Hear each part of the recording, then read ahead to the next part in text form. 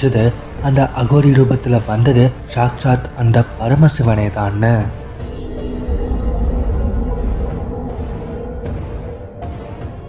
ரமேஷ் இன்னைக்கு வரைக்கும் அந்த வழியா போகும்போது கழுத்துல ஒரு ரிக்ஷாத்தோட தான் போறான். நம்ம ஒரு சுடுகாட்டுல கூட நம்மளை காப்பாற்ற ஒரு சக்தி இருக்குன்னு இந்த ஒரு சம்பவத்துக்கு அப்புறம் அவன் நம்ப ஆரம்பிச்சான்.